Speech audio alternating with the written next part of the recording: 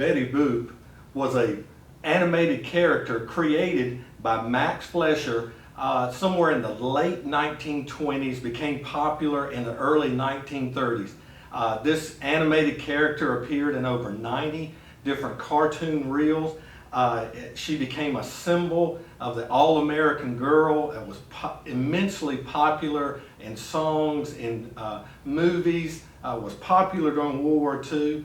All kinds of products. I mean, it still goes on today. If you Google, you can go to an official Betty Boop website. You can order calendars, face masks, shirts, just all kinds of things that you can do. Her signature song was, you probably remember it, I Want to Be Loved by You. Now, of course, a cartoon character can't really sing, but it was the voice of Helen Kane who made it popular. But that song has been recorded multiple times since then. It's been used in movies and plays. It just keeps on going. It doesn't go away, just like Betty Boop hasn't gone away. Why is that? Well, I think it's probably because it captures a sentiment that we all can understand, that we want to be loved, that we want to be accepted. We understand that, and that's why there's so many songs and movies and books and plays that deal around the theme of being loved and wanting to love. That is something that we understand. Now, something that I want you to remember is, if you've been tuning in each week for this, you know that we've been working our way through several chapters in the book of John, where Jesus has been spending his last hours with his disciples. And he has been teaching them, preparing them for the coming storm. They don't know what's coming, but he does. And he wants to prepare them for what's coming, a life of in-between. Now, he spoke a great deal through these chapters about the necessity of love to survive through the coming storm that they were going to go through. He talks about the love of God, loving each other. Last week we talked about that Jesus warned them and prepared them. He says, people are going to hate you just because of me. And Jesus even says, but in the middle of that, you're going to have to love those who hate you. That's a tough assignment. It's a tough assignment to just realize that people are not going to like you or going to hate you, oppose you, just simply because you follow Christ. And then, on top of that, we have to love them in return. Now, I want to go back to some verses that we read last week, and I want to zero in on another point of this a little deeper. In John chapter 15, starting with verse 18, it says this: if the world hates you, keep in mind that it hated me first. If you belong to the world, it would love you as its own. As it is, you do not belong to the world, but I have chosen you out of the world, and that is why the world hates you. In verse 20, remember the words I spoke to you. No servant is greater than his master. If they persecuted me, they will persecute you also. If they obeyed my teaching, they will obey yours also. They will treat you this way because of my name, for they do not know the one who sent me. If I had not come and spoken to them, they would not be guilty of sin. Now, however, they have no excuse for their sin. He who hates me hates my Father as well. Now, I want to back up to just one line in verse 19. It says, if you belong to the world, it will love you as its own. 24 times through this section where Jesus is with his disciples, he uses the word, the theme, 24 times. But this time it's different. It's not a positive love that he speaks of. He's talking about a dangerous love. A love that can be an allure, a draw to us, to pull us back in the world. Jesus explained in these verses that we're not going to be accepted, and he explains why that there's going to be that separation. It's because of him. But contained in all of this, there's a subtle warning. It is because of our nature that he warns us. He knows our nature, that we want to be accepted. We don't want to be disliked. We don't want to be hated. We don't want to be pushed to the side and ignored. I wonder why that is. I mean, I bet that some of you can remember high school, that there was somebody who didn't like you, And what effect did that have on you? You wanted them to like you. You may even tried harder with that person than you would with someone else. Or if you found out it was a clique or a group that didn't include you. For many of us, that made us want to be a part of that group even more. Our nature. Have you felt that? Have you felt that tug lately to conform, to compromise your beliefs? You see, the disciples had seen Jesus face these kind of situations over and over, and he never compromised. But now it was going to be them that had to stand up. It was going to get real scary real fast. Have you felt that tug lately to go along, to get along? Have you felt intimidated by the circumstances or by the people around you? If you're ever in a discussion and you know what your beliefs are, but it's such a highly charged society we're lived in, and people are so opinionated and strongly opinionated, you find yourself almost wanting to agree or go along with them just so you won't cause any problems. You'll still be liked by them. We've all felt it. But then we hear the words of Jesus, reminding his disciples, reminding us that we are not of this world, that this is not who we are. We're no longer to feel judged by this world and follow those standards, but realize that we're judged by a different standard. We're judged by our Lord and Savior Jesus Christ. Our assignment is a tough one, to live in a world but not love the world. To love the people of the world but not be beholden to them. Not to guide our lives to want to be just like them. To be able to hold on to our uniqueness. To be a Christ follower who influences the world but is not drawn into the world. Now we all know what this is.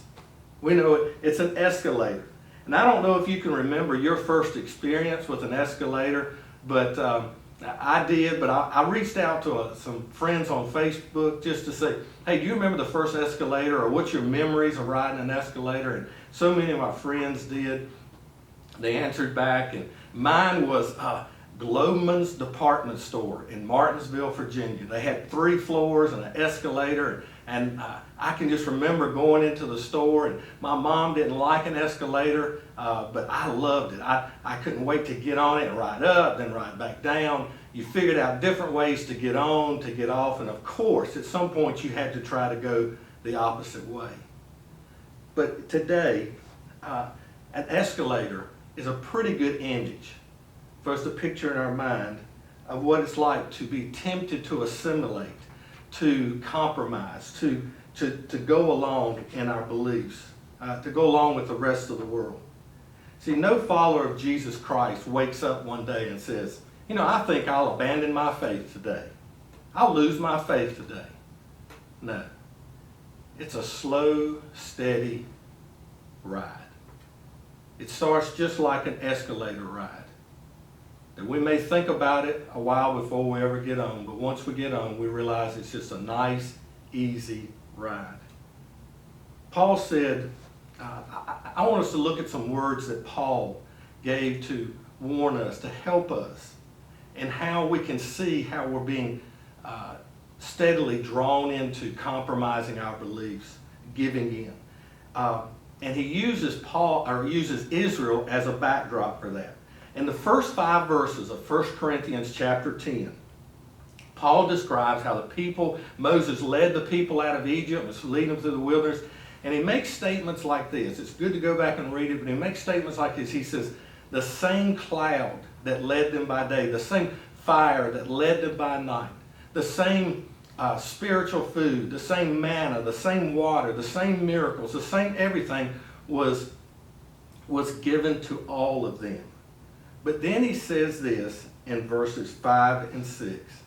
He says, nevertheless, God was not pleased with most of them. Their bodies were scattered over the desert. Now these things occurred as examples to keep us from setting our hearts on evil things as they did.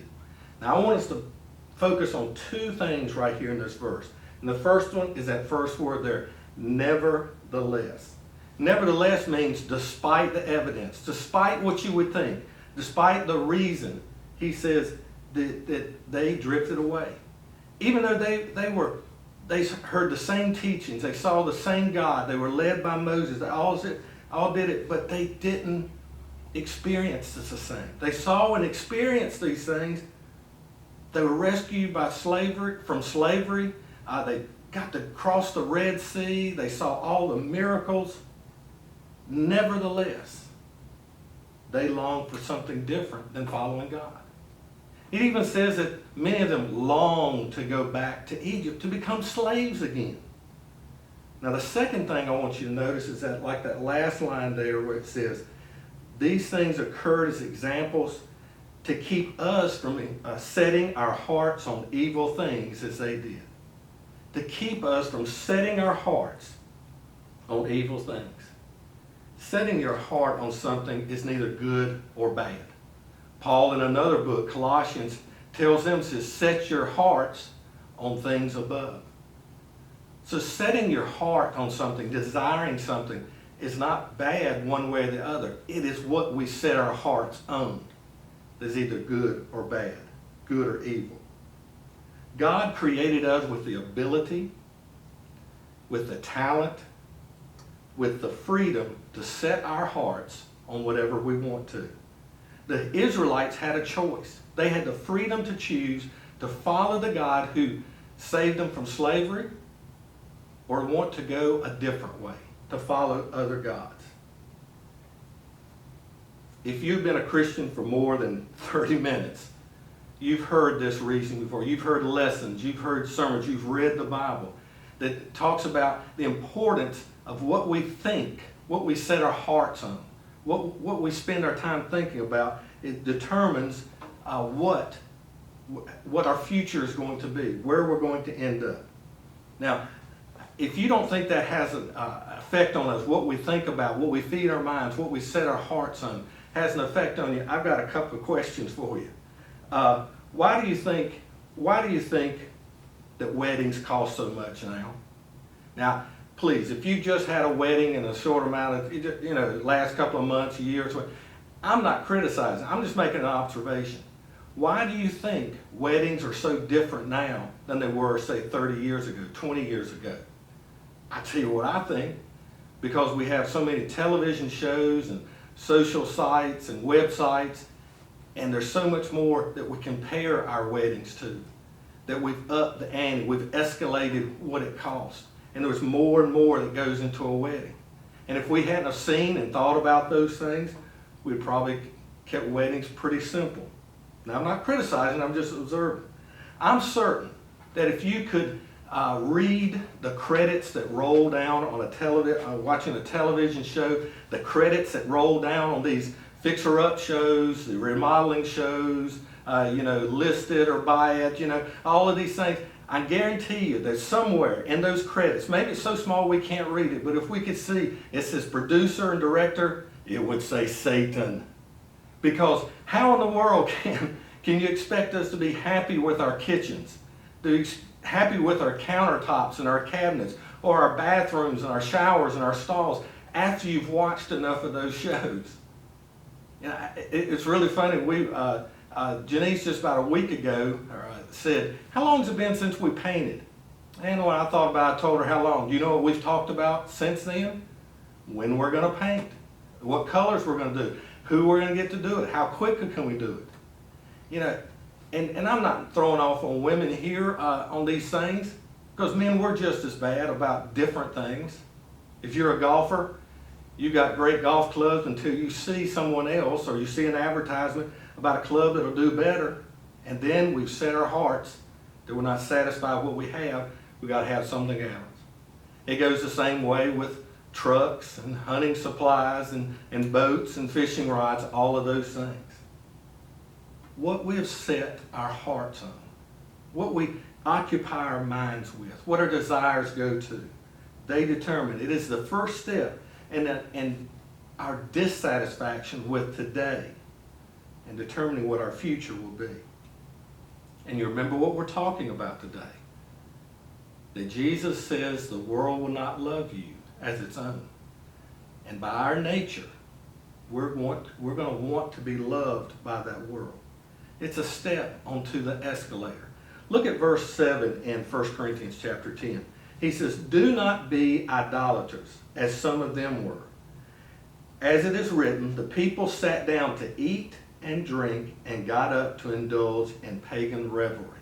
Now what this means, this was a reference, once again, back to the wilderness journey of the Israelites. And this is a reference back to where Moses went up on Mount Sinai to get the 10 Commandments. And while he was gone, while he was up on the mountain getting the 10 Commandments, the people turned against God. And do you remember the excuse that they gave to Aaron? They said, "Make us a god, build us a god, build us an idol to worship. Since this Moses guy, we don't know where he's gone or when he'll come back." And they're basically saying, "God, we can't wait to be satisfied. We can't wait on you to show back up. We can't wait on Moses and these 10 Commandments." And they had a party. Boom, it happened that quick. We were following God through the wilderness. He led us out of slavery. And just like that, we wanted something else. We find a reason to be drawn back in to the philosophies of the world that are not God-inspired.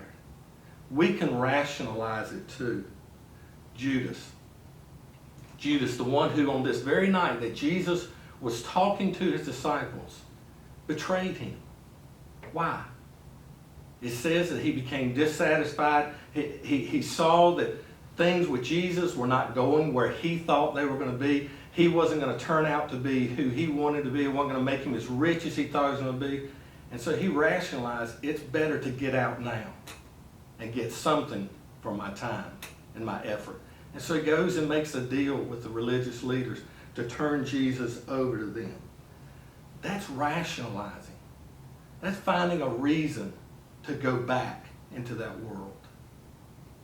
Judas wasn't the only one who struggled that night. If you remember, after they arrested Jesus, it says that Simon Peter, along with the others, ran. But Simon Peter followed at a distance. And it says that he came to the courtyard where they were holding Jesus and they were doing the mock trials.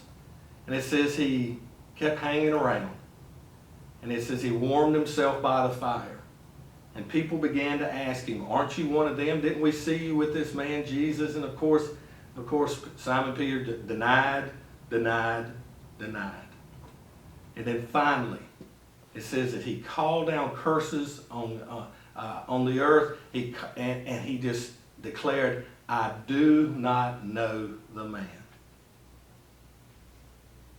Isn't that the same thing that Judas did? You might say, well, he's afraid for his life. Well, yeah, of course he was.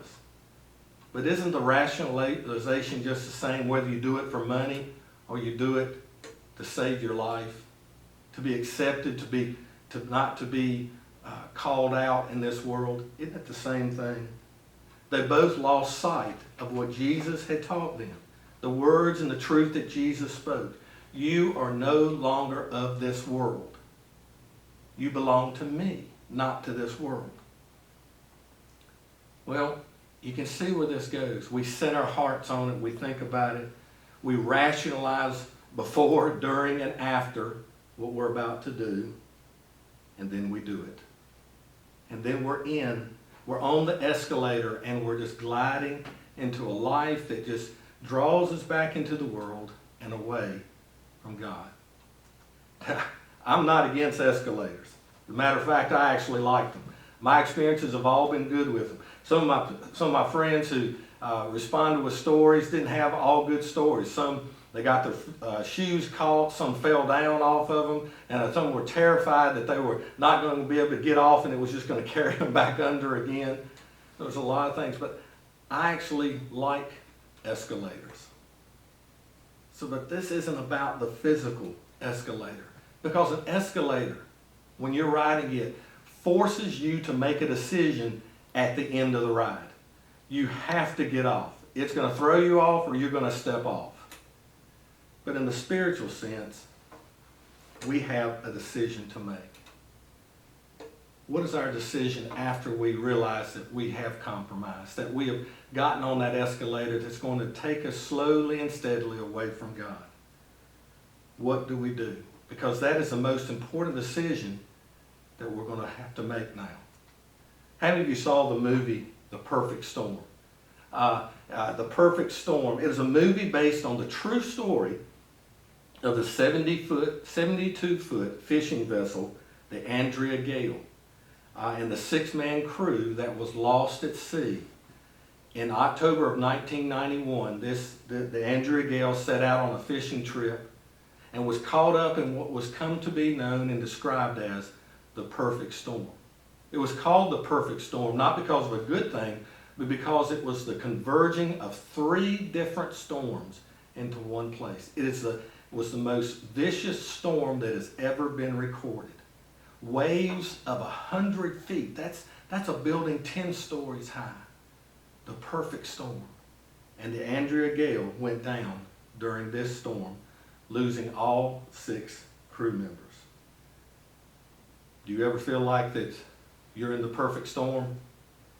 Do you ever feel like that the converging of several different storms are hitting your life all at once? And you feel maybe you're riding the Andrea Gale.